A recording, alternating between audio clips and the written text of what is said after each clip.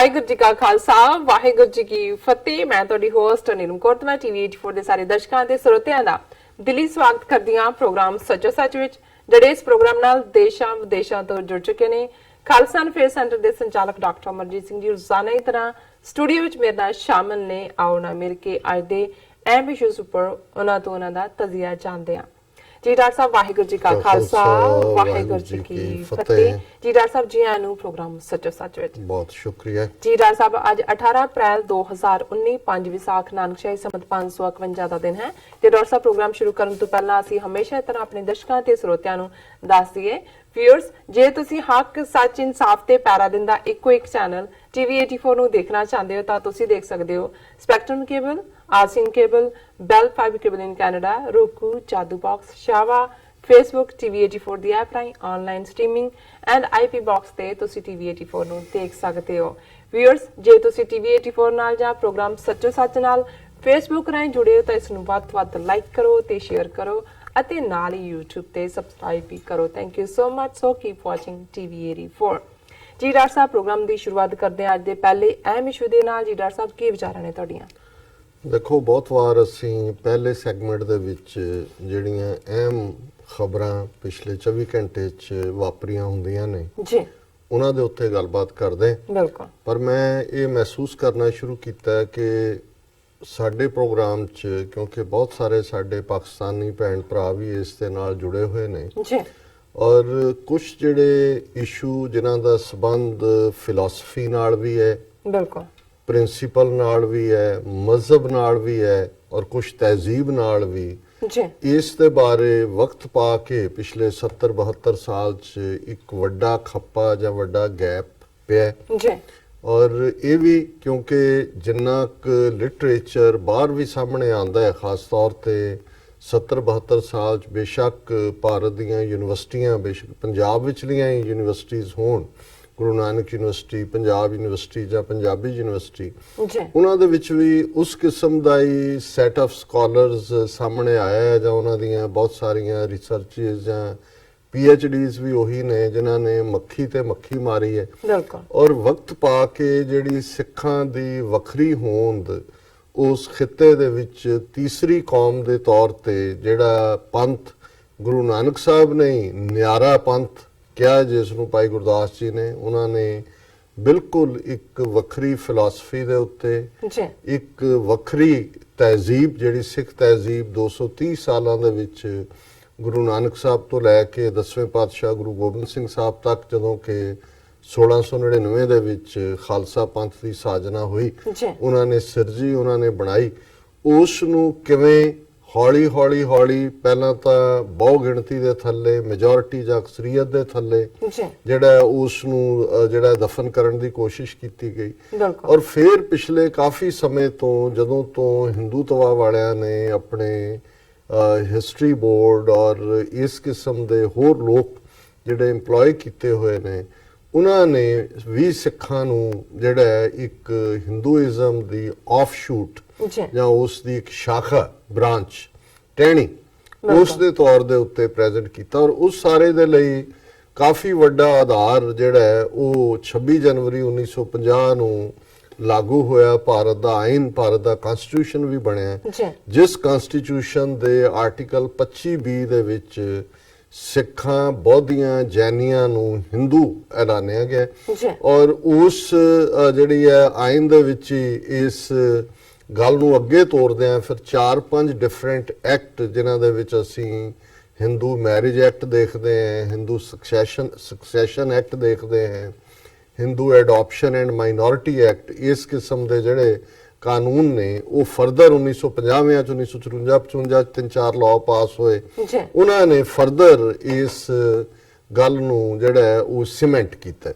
ਸੋ ਜ਼ਾਹਿਰ ਹੈ ਕਿ ਇਹ ਵੀ ਇੱਕ ਫੈਕਟ ਹੈ ਹਿਸਟਰੀ ਦਾ ਕਿ ਨਾ ਸਿੱਖ ਧਰਮ ਹਿੰਦੂਇਜ਼ਮ ਦੀ ਬ੍ਰਾਂਚ ਹੈ, ਨਾ ਸੀ, ਨਾ ਹੀ ਆਇਨੀ ਤੌਰ ਤੇ ਵੀ। ਪਹਿਲਾਂ ਜੇ 1950 ਵਾਲੇ ਆਇਨ ਦੀ ਗੱਲ ਹੀ ਕਰੀਏ, ਕਨਸਟੀਟਿਊਸ਼ਨ ਦੀ, ਤੇ 2 ਸਿੱਖ ਨੁਮਾਇੰਦੇ ਜਿਹੜੇ ਕਿ ਉਸ ਕਨਸਟੀਟਿਊਐਂਟ ਅਸੈਂਬਲੀ ਦੇ ਵਿੱਚ ਇਲੈਕਟਿਡ ਨੁਮਾਇੰਦੇ ਸਨ, ਸਰਦਾਰ ਭੁਪਿੰਦਰ ਸਿੰਘ ਮਾਨ ਔਰ ਸਰਦਾਰ ਹੁਕਮ ਸਿੰਘ, ਉਹਨਾਂ ਨੇ ਉਸ ਕਨਸਟੀਟਿਊਸ਼ਨ ਦੇ ਡਰਾਫਟ ਤੇ ਦਸਤਖਤ ਕਰਨ ਤੋਂ ਨਾ ਕਰ ਦਿੱਤੀ ਸੀ। ਔਰ ਇਹ ਗੱਲ ਬੜੀ ਗੱਜ-ਵੱਜ ਕੇ ਕਹੀ ਸੀ ਕਿ ਵੀ this is betrayal of the Sikhs, this is betrayal of the promises made to the Sikhs, we reject this constitution. ਜੀ। ਸੋ ਗੱਲ ਜੇ ਅਸੀਂ ਇੱਥੋਂ ਹੀ ਸ਼ੁਰੂ ਕਰਨੀ ਹੋਏ ਤੇ ਡੀ ਫੈਕਟੋ ਬੇਸ਼ੱਕ ਅਸੀਂ 47 ਦੇ ਵਿੱਚ ਭਾਰਤ ਦੇ ਨਕਸ਼ੇ 'ਚ ਕੈਦ ਹੋਏ, ਲੇਕਿਨ ਡੀ ਜੂਰਿਸ ਅਸੀਂ ਉਸ ਆਈਨ ਨੂੰ ਨਹੀਂ ਮੰਨਿਆ ਹੋਇਆ, ਇਸ ਲਈ ਅਸੀਂ ਉਹਨਾਂ ਦਾ ਹਿੱਸਾ ਨਹੀਂ।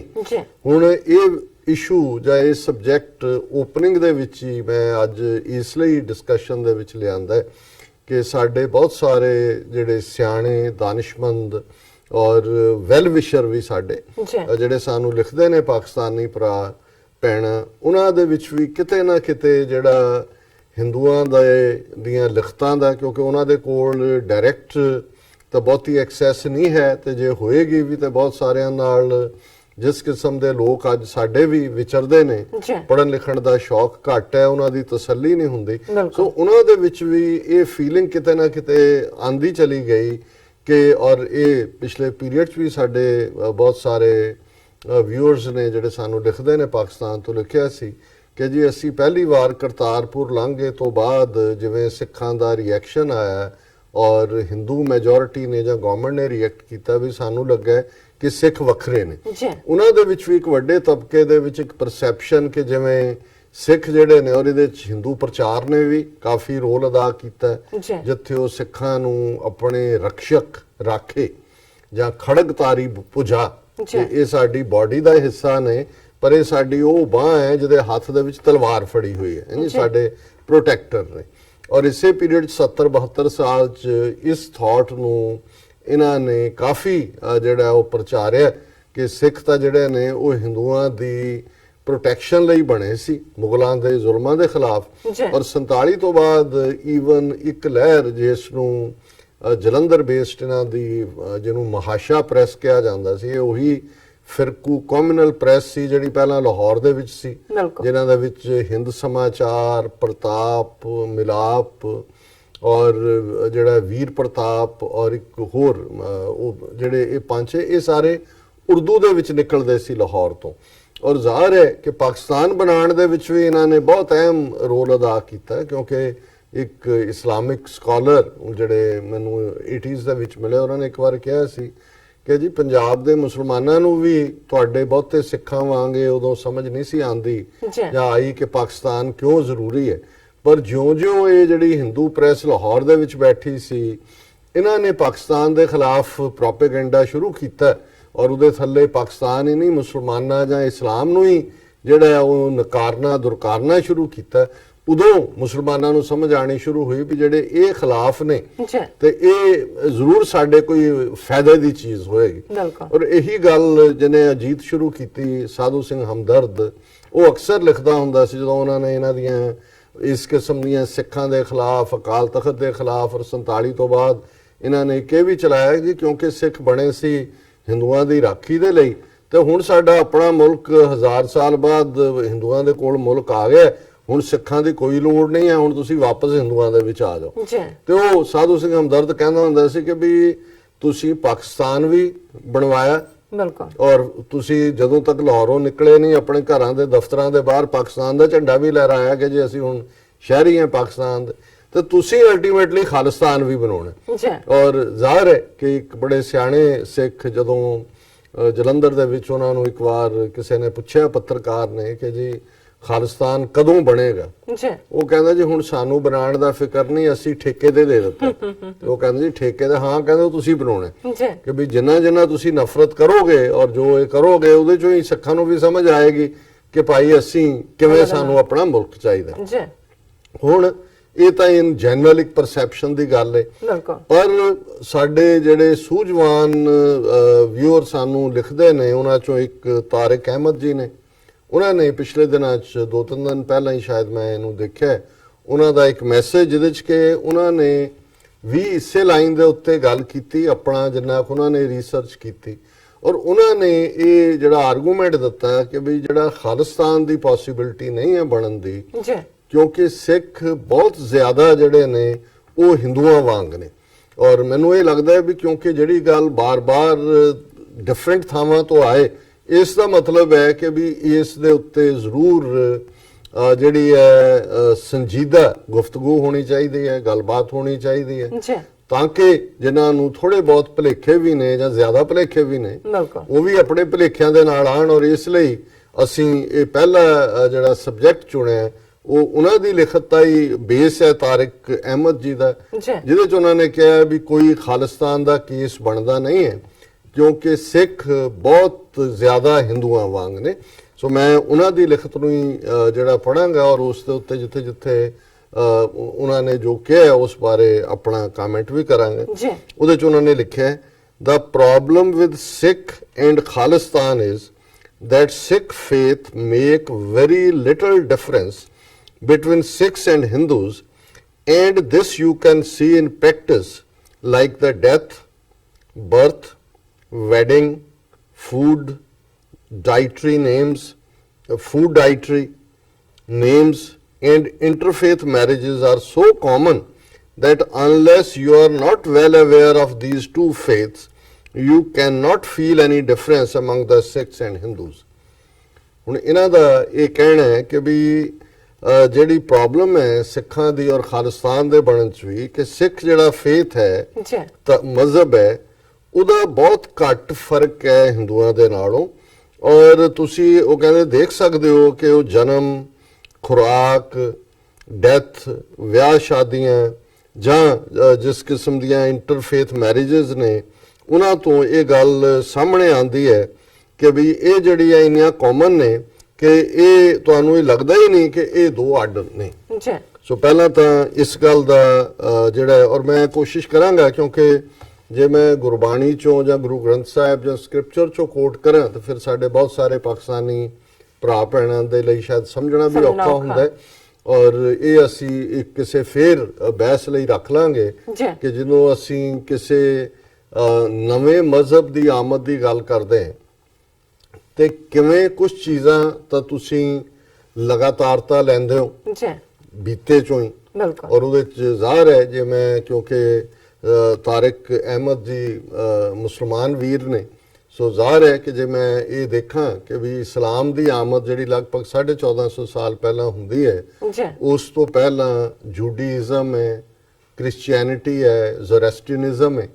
ਔਰ ਈਵਨ ਜੇ ਅਸੀਂ ਅੱਡ ਮਜ਼ਹਬ ਦੇ ਤੌਰ ਤੇ ਗੱਲ ਕਰੀਏ ਜਿਹੜਾ ਇਹਨਾਂ ਦੇ ਅੱਗੇ ਵੀ ਆਂਦਾ ਇਸ਼ੂ ਜਿਹਦੇ ਚ ਉਹਨਾਂ ਨੇ ਇਹ ਵੀ ਕਿਹਾ ਕਿ ਗੁਰੂ ਗ੍ਰੰਥ ਸਾਹਿਬ ਜਿਹੜਾ ਫਿਲਸਫੀਕਲੀ ਬਹੁਤ ਜ਼ਿਆਦਾ ਉਹ ਹਿੰਦੂਆਂ ਦੇ ਨੇੜੇ ਹੈ, ਜਿਹੜਾ ਮੈਂ ਸਮਝਦਾ ਵੀ ਉਹਨਾਂ ਦਾ ਇਹ ਅਨਾੜੀਪੁਣ ਹੈ ਇਹ ਕਹਿਣਾ।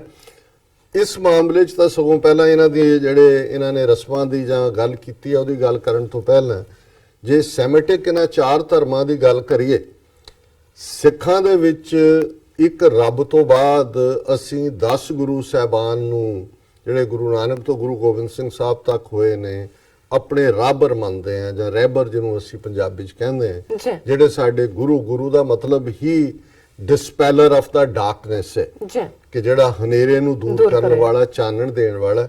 ਪਰ ਉਹ ਰੱਬ ਦੇ ਰਸਤੇ ਤੇ ਤੋਰਨ ਵਾਲੇ ਨੇ, ਰੱਬ ਦੇ ਸ਼ਰੀਕ ਨਹੀਂ ਨੇ, ਰੱਬ ਇੱਕ ਹੈ। ਇਸ ਲਈ ਗੁਰੂ ਗ੍ਰੰਥ ਸਾਹਿਬ ਦੀ ਬਿਗਨਿੰਗ ਹੀ ਇੱਕ ਓੰਕਾਰ ਦੇ ਨਾਲ ਹੈ। ਹੁਣ ਜੇ ਅਸੀਂ ਸੈਮਿਟਿਕ ਧਰਮਾਂ ਦੀ ਗੱਲ ਕਰੀਏ ਕਿ ਸਿੱਖ ਧਰਮ ਪਹਿਲੇ ਦਿਨ ਤੋਂ ਗੁਰੂ ਨਾਨਕ ਸਾਹਿਬ ਤੋਂ ਲੈ ਕੇ ਹੁਣ ਤੱਕ ਕਿਸੇ ਗੁਰਦੁਆਰੇ ਦੇ ਵਿੱਚ ਰਾਮਚੰਦਰ ਜੀ ਦੇ ਨਾਲ ਜੁੜੀ ਹੋਈ ਰਾਮਨੌਮੀ ਜਾਂ ਕ੍ਰਿਸ਼ਨ ਜੀ ਨਾਲ ਜੁੜੀ ਹੋਈ ਜਨਮ ਅਸ਼ਟਮੀ ਜਾਂ ਦੂਸਰੇ ਅਵਤਾਰ ਜਿੰਨੇ ਨੇ ਹਿੰਦੂਆਂ ਦੇ, ਵਿਸ਼ਨੂੰ ਜੀ ਦੇ ਕਿੰਨੇ ਅਵਤਾਰ ਨੇ, ਕੋਈ ਦਿਨ ਸਿੱਖ ਨਹੀਂ ਮਨਾਉਂਦੇ ਕਿਉਂਕਿ ਅਸੀਂ ਉਹਨਾਂ ਚੋਂ ਕਿਸੇ ਨੂੰ ਆਪਣਾ ਪੈਗੰਬਰ ਨਹੀਂ ਮੰਨਦੇ। ਲੇਕਿਨ ਇਸ ਦੇ ਉਲਟ ਜੇ ਅਸੀਂ ਸੈਮਿਟਿਕ ਧਰਮਾਂ ਦੀ ਗੱਲ ਕਰੀਏ ਤੇ ਅਬਰਾਹਮ ਜਿਹੜੇ ਨੇ ਇਸਲਾਮ ਦੇ ਵਿੱਚ ਹਜ਼ਰਤ ਇਬਰਾਹੀਮ ਨੇ, ਡੇਵਿਡ ਇਸਲਾਮ ਦੇ ਵਿੱਚ ਹਜ਼ਰਤ ਦਾਊਦ ਨੇ, ਔਰ ਇਸੇ ਤਰ੍ਹਾਂ ਜੀਸਸ ਕ੍ਰਾਈਸਟ ਈਸਾਈਅਤ ਦੇ ਇਸਲਾਮ ਦੇ ਵਿੱਚ ਹਜ਼ਰਤ ਈਸਾ ਨੇ। ਲੇਕਿਨ ਕਦੇ ਕਿਸੇ ਨੇ ਇਹ ਤਾਂ ਨਹੀਂ ਕਿਹਾ ਹੈ ਕਿ ਮੁਸਲਮਾਨ ਜਿਹੜੇ ਨੇ ਉਹ ਅੱਡ ਮਜ਼ਹਬ ਨਹੀਂ ਹੈ।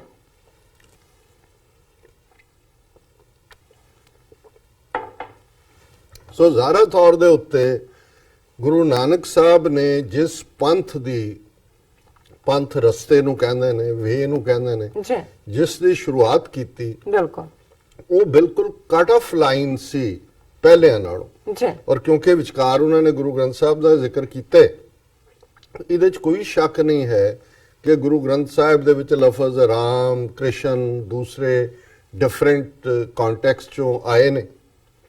ਉਹ ਰੈਫਰੈਂਸ ਮਟੀਰੀਅਲ ਨੇ, ਰੱਬ ਦੇ ਰੂਪ ਦੇ ਵਿੱਚ ਹਿੰਦੂ ਕਨਸੈਪਟ ਵਾਂਗ ਨਹੀਂ ਨੇ ਜੀ। ਇਸ ਦੇ ਉਲਟ ਗੁਰੂ ਗ੍ਰੰਥ ਸਾਹਿਬ 'ਚ ਅੱਲਾ, ਖੁਦਾ ਲਫ਼ਜ਼ ਵੀ ਆਏ ਨੇ। ਬਿਲਕੁਲ।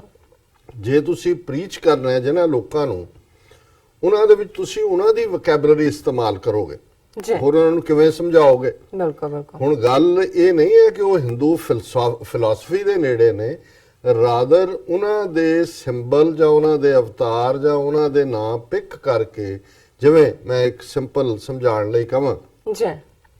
ਗੁਰੂ ਤੇਗ ਬਹਾਦਰ ਸਾਹਿਬ ਦੀ ਇੱਕ ਕੰਪੋਜੀਸ਼ਨ ਹੈ, ਰਾਮ ਗਇਓ ਰਾਵਣ ਗਇਓ ਜਾਂ ਕੋ ਬਹੁ ਪਰਵਾਰ, ਕਹੁ ਨਾਨਕ ਥਿਰ ਕਛ ਨਹੀਂ ਸੁਪਨੇ ਜਿਉ ਸੰਸਾਰ।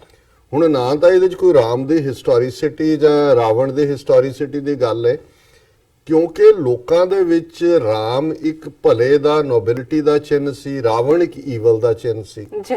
ਹੁਣ ਜਿਹੜਾ ਇਸ ਦਾ ਮੈਸੇਜ ਹੈ ਉਹ ਦੂਸਰੀ ਲਾਈਨ 'ਚ ਹੈ ਕਿ ਕਹੁ ਨਾਨਕ ਥਿਰ ਕਛ ਨਹੀਂ ਸੁਪਨੇ ਜਿਉ ਸੰਸਾਰ, ਜੀ। ਕਿ ਇਸ ਦੁਨੀਆ ਤੇ ਭਾਵੇਂ ਭਲਾ ਰਾਮ ਆਇਆ ਹੈ ਜਾਂ ਈਵਲ ਰਾਵਣ ਆਇਆ ਹੈ, ਉਹ ਕਦੇ ਵੀ ਇੱਥੇ ਰਹਿ ਨਹੀਂ ਰਹੇ। ਮੌਤ ਜਿਹੜੀ ਹੈ ਉਹ ਜ਼ਾਹਰਾ ਤੌਰ ਤੇ ਹਕੀਕਤ ਹੈ, ਜਿਵੇਂ ਕਿ ਸੁਪਨੇ ਦੇ ਵਿੱਚ ਜੋ ਤੁਸੀਂ ਦੇਖਦੇ ਹੋ, ਅੱਖ ਖੁੱਲਣ ਤੋਂ ਬਾਅਦ ਉਹ ਸੁਪਨਾ ਹੁੰਦਾ। ਔਰ ਇਸ ਗੱਲ ਨੂੰ ਸਾਰਾ ਗੁਰੂ ਗ੍ਰੰਥ ਸਾਹਿਬ 1430 ਪੰਨੇ, ਤਾਰਿਕ ਅਹਿਮਦ ਜੀ, ਜੇ ਤੁਸੀਂ ਇਸ ਨੂੰ ਐਨਾਲਿਟਿਕਲੀ ਦੇਖੋਗੇ ਤੇ ਇਸ ਦੇ ਵਿੱਚ ਜਿਹੜੀ ਹਿੰਦੂ ਫਿਲਾਸਫੀ ਦੇ ਵੇਦਾਂ ਨੂੰ ਨਕਾਰਿਆ, ਗੁਰੂ ਸਾਹਿਬ ਦਾ ਬਿਲਕੁਲ ਕਲੀਅਰਲੀ ਉਹਨਾਂ ਦੇ ਸ਼ਾਸਤਰਾਂ ਨੂੰ, ਹਿੰਦੂ ਕਰਮਕਾਂਡ ਨੂੰ, ਹਿੰਦੂ ਜ਼ਾਤ-ਪਾਤੀ ਸਿਸਟਮ ਨੂੰ।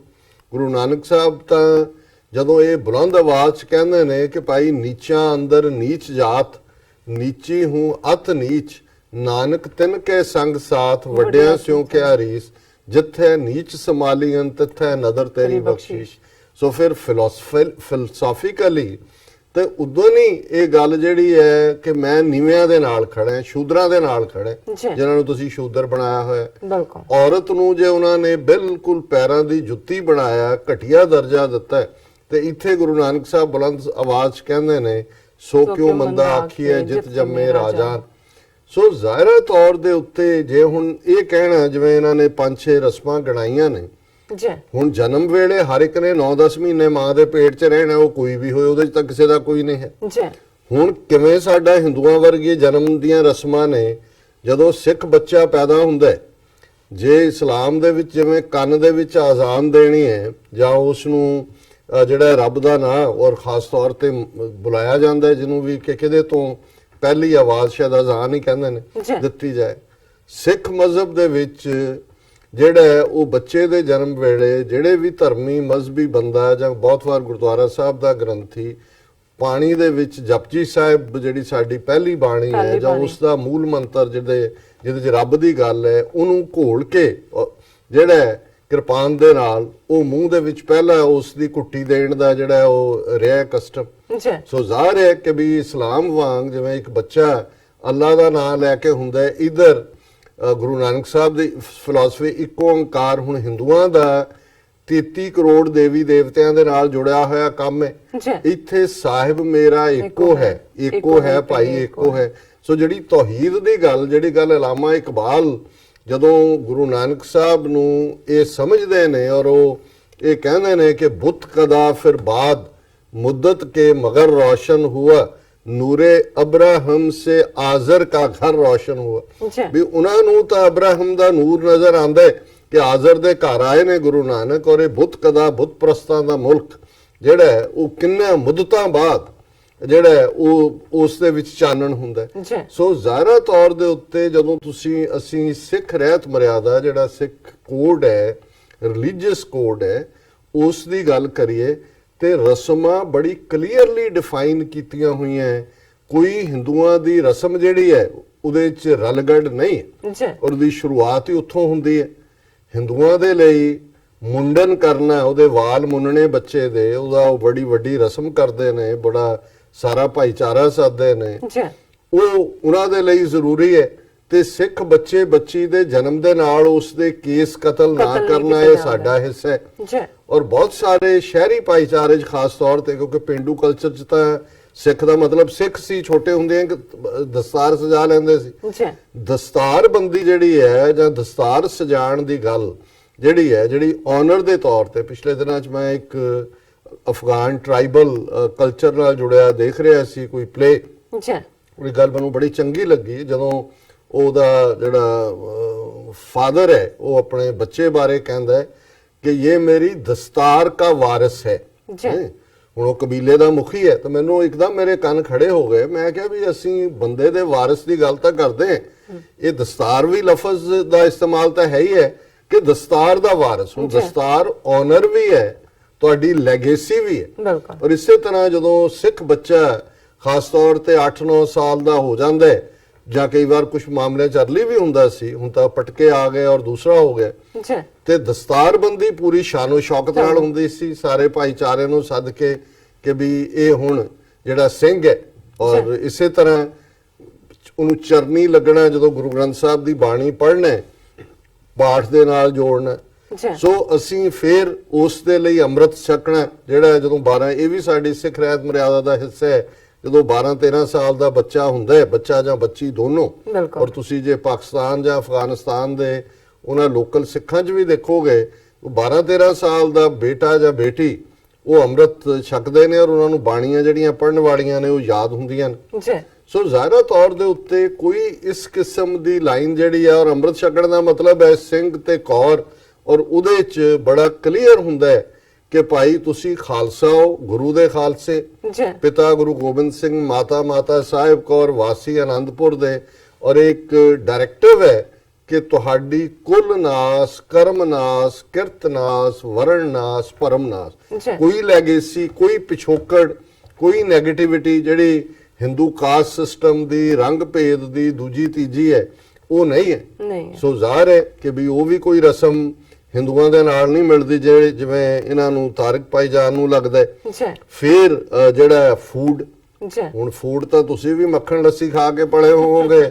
ਮੱਕੀ ਦੀ ਰੋਟੀ ਸਾਗ ਖਾਂਦੇ ਹੋਵੋਗੇ, ਸਾਡਾ ਵੀ ਹੈ। ਸਾਡਾ ਹਾਂ, ਵੀ same ਹੈ। ਇਹ ਜ਼ਰੂਰ ਹੈ ਕਿ ਮਾਸ ਦੇ ਮਾਮਲੇ 'ਚ ਕੋਈ ਜੇ ਅਸੀਂ ਦੇਖੀਏ, ਉੱਥੇ ਜ਼ਰੂਰ ਕੁੱਠੇ ਤੇ ਹਲਾਲ ਦਾ ਰਿਹਾ, ਉਹਦਾ ਇੱਕ ਡਿਫਰੈਂਟ ਰੀਜ਼ਨ ਹੈ, ਜੀ ਕਿਉਂਕਿ ਉਹਦਾ ਕੋਈ ਮਜ਼ਹਬ ਨਾਲ ਬਹੁਤਾ ਤਾਲੁਕ ਨਹੀਂ ਹੈ, ਉਹ ਪੋਲੀਟੀਕਲ ਸਿਸਟਮ ਨਾਲ ਸੀ। ਕਿਉਂਕਿ ਇੱਕ ਸਟੇਜ ਤੇ ਜਿਨ੍ਹਾਂ ਦੇ ਹੱਥ 'ਚ ਹਕੂਮਤ ਆਈ, ਉਹਨਾਂ ਨੇ ਆਪਣੀਆਂ ਡਾਈਟਰੀ ਹੈਬਿਟਸ ਜਿਹੜੀਆਂ ਸੀ, ਖਾਸ ਤੌਰ ਤੇ ਹਲਾਲ, ਉਹ ਨਾਫਿਜ਼ ਕੀਤਾ ਐਜ਼ ਏ ਕਾਨੂੰਨ। ਦੂਸਰਾ ਕਿਸਮ ਦਾ ਅਵੇਲੇਬਲ ਨਹੀਂ ਸੀ ਜਿਹੜਾ ਟ੍ਰੈਡੀਸ਼ਨਲ ਸਟਾਈਲ ਸੀ ਉੱਥੇ ਖਾਣ ਦਾ, ਔਰ ਉਹਨੂੰ ਸਿੱਖਾਂ ਨੇ ਜ਼ਰੂਰ ਰੈਜ਼ਿਸਟ ਕੀਤਾ। ਔਰ ਅੱਜ ਵੀ ਜਿਹੜਾ ਜਦੋਂ ਅਸੀਂ ਇਹ ਗੱਲ ਕਰਦੇ ਹਾਂ ਤੇ ਇਹ ਪੋਲੀਟੀਕਲ ਸਲੇਵਰੀ ਨਾ ਐਕਸੈਪਟ ਕਰਨ ਨਾਲ ਜੁੜਿਆ ਹੈ, ਨਾ ਕਿ ਕੋਈ ਹਿੰਦੂਆਂ ਦੇ ਜਿਹੜੀ ਹੈ ਉਹਨਾਂ ਦੀ ਡਾਈਟਰੀ ਹੈਬਿਟਸ ਤਾਂ ਜੋ ਪੰਜਾਬ ਦੇ ਵਾਸੀਆਂ ਦੀਆਂ ਸਦੀਆਂ ਤੋਂ ਰਹੀਆਂ ਨੇ, ਅੱਜ ਵੀ ਹੈ। ਜੀ ਜੋ ਮਰਜ਼ੀ ਤੁਸੀਂ ਕਰ ਲਓ, ਉਹ ਪਰੌਂਠੇ ਵੀ ਉਹੀ ਨੇ ਤੇ ਮੱਕੀ ਦੀ ਰੋਟੀ ਸਾਗ ਵੀ ਉਹੀ ਹੈ। ਜੀ ਸੋ ਮੈਨੂੰ ਨਹੀਂ ਸਮਝ ਆਈ ਕਿ ਵੀ ਉਹਨਾਂ ਨੇ ਡਾਈਟਰੀ ਹੈਬਿਟਸ ਦੀ ਕਿਵੇਂ ਗੱਲ ਕੀਤੀ।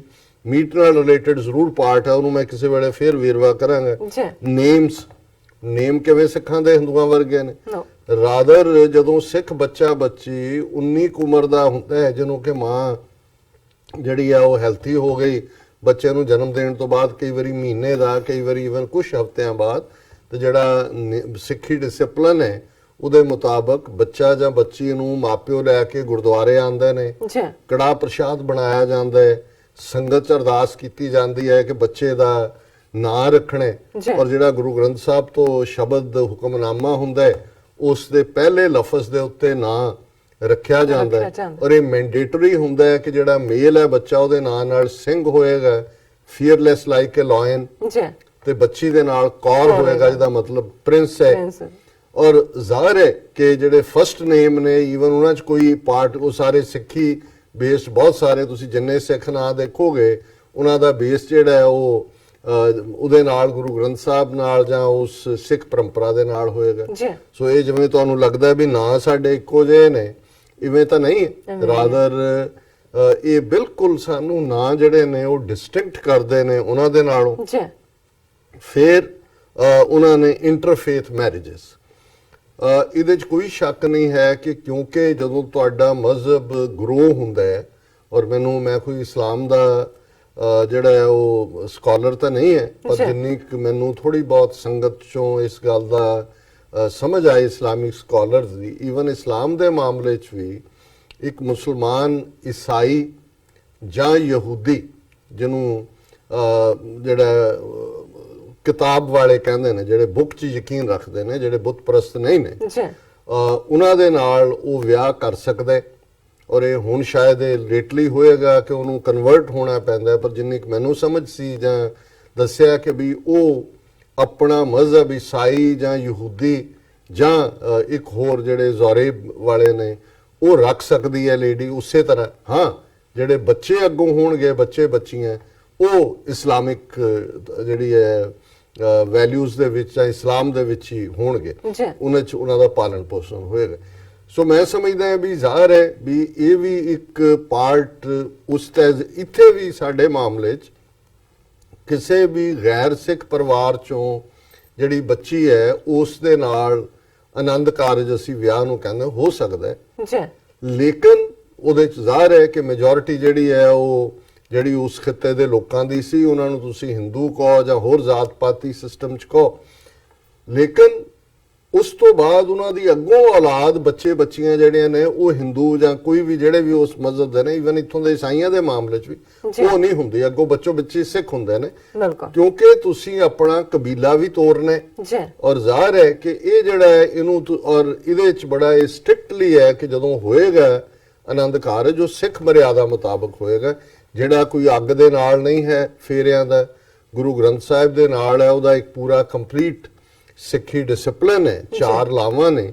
ਔਰ ਇਹ ਗੱਲ ਕੱਲੀ ਸਿਰਫ ਇੱਕ ਧਾਰਮਿਕ ਮੁੱਦੇ ਤੇ ਹੀ ਨਹੀਂ ਹੈ। 1909 ਦੇ ਵਿੱਚ ਬ੍ਰਿਟਿਸ਼ ਪ੍ਰੀਵੀ ਕਾਉਂਸਲ ਨੇ ਆਨੰਦ ਮੈਰਿਜ ਐਕਟ ਪਾਸ ਕੀਤਾ ਸੀ, ਜਿੱਥੇ ਸਿੱਖ ਮੈਰਿਜ ਨੂੰ ਐਜ਼ ਏ ਸੈਪਰੇਟ ਮੈਰਿਜ ਜਿਹੜਾ ਉਹ ਰੈਕਗਨਾਈਜ਼ ਕੀਤਾ ਗਿਆ ਸੀ। ਇਹ ਵੱਖਰੀ ਗੱਲ ਹੈ ਕਿ ਅਸੀਂ ਜਦੋਂ 47 ਚ ਇਹਨਾਂ ਦੇ ਟ੍ਰੈਪ ਦੇ ਵਿੱਚ ਫਸੇ, ਸਾਡੀ ਅਹਿਮਕ ਲੀਡਰਸ਼ਿਪ ਦੀ ਬਦੌਲਤ, ਔਰ ਇਹਨਾਂ ਨੇ ਵਾਪਸ ਜਿਹੜਾ ਉਸ ਕਿਸਮ ਦੇ ਹਿੰਦੂ ਐਕਟਸ ਦੇ ਥੱਲੇ ਸਾਨੂੰ ਲੈ ਆਂਦਾ।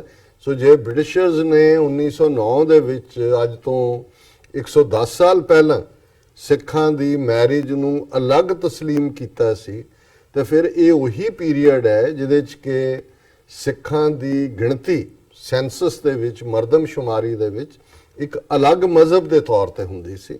ਸੋ ਇਹ ਹੁਣ ਇਹ ਨਹੀਂ ਹੈ। ਔਰ ਸੈਪਰੇਟ ਇਲੈਕਟੋਰੇਟ ਵੀ ਸਿੱਖਾਂ ਦਾ ਸੀ, ਜਿਵੇਂ ਮੁਸਲਮ ਨੁਮਾਇੰਦੇ ਜਿਹੜੇ ਚੁਣੇ ਜਾਂਦੇ ਸੀ ਉਹ ਮੁਸਲਮ ਵੋਟਰਸ ਵੱਲੋਂ, ਭਾਵੇਂ ਉਹਨਾਂ ਦੀਆਂ ਆਪਣੀਆਂ ਕੰਡੀਸ਼ਨ ਸੀ ਕਿ ਇੰਨਾ ਰੈਵਨਿਊ ਜਾਂ ਟੈਕਸ ਜਾਂ ਇੰਨੀ ਆਮਦਨ ਵਾਲਾ ਹੋਏ, ਉਹਦੇ 'ਚ ਯੂਨੀਵਰਸਲ ਫਰੈਂਚਾਈਜ਼ ਨਹੀਂ ਸੀ ਕਿ ਹਰ 18 ਸਾਲ ਜਾਂ 21 ਸਾਲ ਤੋਂ ਅਬਵ ਨੂੰ ਵੋਟ ਦਾ ਹੱਕ, ਪਰ ਮੁਸਲਮਾਨਾਂ ਨੂੰ ਵੀ ਸੈਪਰੇਟ ਇਲੈਕਟੋਰੇਟ ਮਿਲਿਆ ਸੀ, ਸਿੱਖਾਂ ਨੂੰ ਵੀ ਸੈਪਰੇਟ ਇਲੈਕਟੋਰੇਟ ਮਿਲਿਆ ਸੀ। ਸੋ ਜ਼ਾਹਰ ਹੈ ਕਿ ਜੇ ਸਿੱਖ ਇੱਕ ਅਲੱਗ ਮਜ਼ਹਬ ਨਾ ਹੁੰਦੇ, ਹਿੰਦੂਆਂ ਦਾ ਹਿੱਸਾ ਹੁੰਦੇ, ਤੇ ਫਿਰ ਉਹ ਆਪਣੇ ਆਪ ਨੂੰ ਸੈਂਸਸ 'ਚ ਵੀ ਹਿੰਦੂ ਲਿਖਾ ਰਹੇ ਹੁੰਦੇ, ਮਰਦਮਸ਼ੁਮਾਰੀ 'ਚ ਵੀ, ਔਰ ਉਹਨਾਂ ਦਾ ਸੈਪਰੇਟ ਜਿਹੜਾ ਉਹ ਇਲੈਕਟੋਰੇਟ ਵੀ ਨਾ ਹੁੰਦਾ, ਆਪਣੇ ਨੁਮਾਇੰਦੇ ਵੀ ਨਾ ਉਹਨਾਂ ਦੇ ਹੁੰਦੇ, ਔਰ ਉਹਨਾਂ ਦਾ ਸੈਪਰੇਟ ਮੈਰਿਜ ਐਕਟ ਵੀ ਨਾ ਹੁੰਦਾ। ਸੋ ਜ਼ਾਹਰਾ ਤੌਰ ਦੇ ਉੱਤੇ ਤੁਹਾਡੀ ਇਸ ਗੱਲ ਦੇ ਵਿੱਚ ਕਿ ਵੀ ਇਹ ਜਿਹੜਾ ਹੈ, ਇਸ ਲਈ ਇਹ ਦੋਨੋਂ ਫੇਥ ਇੱਕ ਨੇ, ਇਹ ਗੱਲ ਠੀਕ ਨਹੀਂ ਹੈ। ਰਾਦਰ ਸਿੱਖੀ ਦਾ ਜਿਹੜਾ ਬੇਸ ਹੈ, ਕਿਉਂਕਿ ਉਹਨਾਂ ਦੀ ਲੰਬੀ ਲਿਖਤ ਹੈ ਔਰ ਮੈਂ ਘੜੀ ਵੱਲ ਦੇਖ ਰਿਹਾ, ਇਸ ਨੂੰ ਮੈਂ ਹੋਰ ਕੰਟੀਨਿਊ ਨਹੀਂ ਕਰ ਪਾਵਾਂਗਾ, ਪਰ ਮੈਂ ਇਹਨੂੰ ਅਗਲੇ ਦਿਨ ਦੀ ਵਿਚਾਰ ਲਈ ਰੱਖਣਾ ਚਾਹੁੰਦਾ ਹਾਂ, ਕਿਉਂਕਿ ਇਹ ਇਸ਼ੂ ਹੈ, ਇਹ ਸਿਰਫ ਉਹਨਾਂ ਦੀ ਇੱਕ ਲਿਖਤ ਨਹੀਂ ਹੈ ਤਾਰਿਕ ਅਹਿਮਦ ਜੀ ਦੀ, ਇਹ ਬਹੁਤ ਸਾਰਿਆਂ ਦਾ। ਔਰ ਸਿੱਖਾਂ 'ਚ ਵੀ ਇੱਕ ਤਬਕਾ ਜ਼ਰੂਰ ਇਸ ਸਾਰੇ ਪੀਰੀਅਡ ਦੇ ਵਿੱਚ ਜਿਹੜਾ ਬਿਲਕੁਲ ਜਿਹੜਾ ਹਿੰਦੂਆਈਜ਼ ਬਣਾ ਦਿੱਤੇ ਗਏ ਨੇ, ਜਿਵੇਂ ਇੰਡੀਆ ਦੇ ਵਿੱਚ ਇੱਕ ਵੱਡਾ ਤਬਕਾ ਮੁਸਲਮਾਨਾਂ ਦਾ ਹਿੰਦੂਆਈਜ਼ ਕੀਤਾ ਹੋਇਆ। 3 ਦਿਨ ਪਹਿਲਾਂ ਹੀ ਇੱਕ ਜਿਹੜਾ ਰਵੀਸ਼ ਕੁਮਾਰ ਦੇ ਨਾਲ ਇੱਕ ਇਸਲਾਮਿਕ ਸਕਾਲਰ ਜਿਹਦੀ ਕਿਤਾਬ ਬਾਰੇ ਉਹ ਚਰਚਾ ਕਰ ਰਹੇ ਸੀ NDTV ਤੇ ਉਹ ਦਿੱਲੀ ਬੇਸਡ, ਹਾਲਾਂਕਿ ਉਹਨੇ ਪੋਲੀਟੀਕਲ ਇਸਲਾਮ ਦੀ ਗੱਲ ਕੀਤੀ ਕਿ ਜੀ ਕਿਵੇਂ ਸਾਨੂੰ ਬਣਾ ਦਿੱਤਾ ਗਿਆ ਵੀ ਅਸੀਂ ਤਾਂ ਇੱਕ ਬਲਾਕ ਨਹੀਂ ਹੈ। ਉਹ ਕਹਿ ਰਿਹਾ, ਉਹ ਕਹਿੰਦਾ ਜੀ ਅਸੀਂ ਦਿੱਲੀ 'ਚ ਰਹਿੰਦੇ, ਫਰਕ ਇੰਨਾ ਹੈ ਕਿ ਅਸੀਂ ਦਫਨਾਉਂਦੇ ਆ, ਉਹ ਸਾੜਦੇ ਨੇ, ਤੇ ਇੱਕ ਅੱਧੀ ਗੱਲ ਉਹਨੇ ਹੋਰ ਤਾਂ ਕਹਿੰਦਾ ਸਾਡੇ 'ਚ ਫਰਕ ਹੀ ਕੋਈ ਨਹੀਂ। ਸੋ ਜੇ ਇੱਕ ਡਿਸਟਿੰਕਟ ਇਸਲਾਮ ਜਿਹਦੇ ਤੇ ਬੇਸਡ ਇੱਕ ਮੁਲਕ ਬਣਿਆ ਹੈ ਔਰ ਇੱਕ ਸੈਮੈਟਿਕ ਧਰਮਾਂ ਦੇ ਵਿੱਚ ਇੱਕ ਯੂਨੀਕ ਵਾਲਾ, ਉਹਦਾ ਵੱਡਾ ਹਿੱਸਾ ਜਿਹੜਾ ਅੱਜ ਉਹ ਇਹ ਸਮਝਦਾ ਹੈ ਕਿ ਵੀ ਸਾਡੇ ਤੇ ਹਿੰਦੂਆਂ 'ਚ ਕੋਈ ਫਰਕ ਨਹੀਂ ਹੈ, ਨਹੀਂ ਇਸ ਦਾ ਬਸ ਦੋ ਕੁ ਸਾਡੀਆਂ ਰਸਮਾਂ ਅੱਡ ਨੇ। ਸੋ ਜ਼ਾਹਰ ਹੈ ਕਿ ਇੱਕ ਤਬਕਾ ਸਿੱਖਾਂ ਦੇ ਵਿੱਚ ਵੀ ਇਸ ਕਿਸਮ ਦਾ ਹੈ, ਲੇਕਿਨ ਇਹ ਨਾ ਦਲੀਲ ਦੀ ਕਸਵੱਟੀ ਤੇ, ਨਾ ਫਿਲਾਸਫੀ ਦੇ ਜਿਹੜੇ ਪੈਮਾਨੇ ਦੇ ਉੱਤੇ, ਔਰ ਨਾ ਹੀ ਜਿਹੜੀ ਸਾਡੀ ਹਿਸਟਰੀ ਹੈ ਇਹ ਸਾਰੀ 5.5 ਸਦੀਆਂ ਦੀ ਇਨ ਜਨਰਲ ਔਰ 320 ਸਾਲਾਂ ਦੀ ਇਨ ਪਾਰਟਿਕੂਲਰ ਜਿਹੜੀ ਕਿ 1699 ਚ ਖਾਲਸਾ ਸਾਜਨਾ ਦੇ ਨਾਲ ਹੋਈ। ਪਰ ਇਸ ਟੌਪਿਕ ਨੂੰ ਅਸੀਂ ਕੰਟੀਨਿਊ ਕਰਾਂਗੇ। ਜੀ ਡਾਕਟਰ ਸਾਹਿਬ, ਤੁਹਾਡਾ ਬਹੁਤ ਬਹੁਤ ਸ਼ੁਕਰੀਆ। ਤੇ ਲੈਣਾ ਆਪਣੇ ਬ੍ਰੇਕ ਤੋਂ ਪਹਿਲਾਂ ਅਸੀਂ ਆਪਣੇ ਦਰਸ਼ਕਾਂ ਤੇ ਸਰੋਤਿਆਂ ਨੂੰ ਅਪੀਲ ਤੇ ਬੇਨਤੀ ਕਰ ਦਈਏ, ਵਿਊਅਰਸ, ਜਿਸ ਤਰ੍ਹਾਂ ਕਿ ਤੁਸੀਂ ਜਾਣਦੇ ਹੋ ਕਿ ਟੀਵੀ 84 ਇੱਕ ਪੰਥਕ ਚੈਨਲ ਹੈ। ਟੀਵੀ 84 ਸਿੱਖਾਂ, ਕਸ਼ਮੀਰੀਆਂ ਤੇ ਭਾਰਤ ਦੀਆਂ ਨੌਰਥ ਸਟੇਟਾਂ ਦੇ ਲੋਕਾਂ ਦੇ ਸਵੈ ਨਿਰਣੇ ਦੇ ਹੱਕਾਂ ਦਾ ਹਾਮੀ ਹੈ। ਅਸੀਂ ਚਾਹਾਂਗੇ ਕਿ ਤੁਸੀਂ ਟੀਵੀ 84 ਦੀ ਚੜ੍ਹਦੀ ਕਲਾ ਲਈ ਵੱਧ ਤੋਂ ਵੱਧ ਡੋਨੇਟ ਕਰੋ। ਡੋਨੇਟ ਕਰਨ ਲਈ ਸਾਡੀ ਵੈਬਸਾਈਟ tv84.tv ਤੇ ਜਾ ਕੇ ਪੇਪਲ ਦੀ ਵਰਤੋਂ ਕਰਕੇ ਵਨ ਟਾਈਮ ਡੋਨੇਟ ਕਰ ਸਕਦੇ ਹੋ, ਮੰਥਲੀ ਡੋਨੇਟ ਵੀ ਕਰ ਸਕਦੇ ਹੋ। ਤੁਸੀਂ ਟੀਵੀ 84 ਦੇ ਨਾਮ ਤੇ ਚੈੱਕ ਬਣਾ ਕੇ ਸਾਨੂੰ ਮੇਲ ਵੀ ਕਰ ਸਕਦੇ ਹੋ ਸਾਡੇ ਇਸ ਪਤੇ ਤੇ 36-01 37th Avenue, Long Island City, New York 11101 USA, ਜਾਂ ਫਿਰ ਤੁਸੀਂ ਸਾਨੂੰ ਫੋਨ ਰਾਹੀਂ ਵੀ ਸੰਪਰਕ ਕਰ ਸਕਦੇ ਹੋ ਸਾਡੇ ਫੋਨ ਨੰਬਰ ਤੇ 5164060694। Thank you so much viewers. ਵਿਚਾਰਾਂ ਦਾ ਸਿਲਸਿਲਾ ਇਸ ਤਰ੍ਹਾਂ ਚੱਲਦਾ ਰਹੇਗਾ। ਮਿਲਦੇ ਹਾਂ ਛੋਟੇ ਜਿਹੇ ਬ੍ਰੇਕ ਤੋਂ ਬਾਅਦ।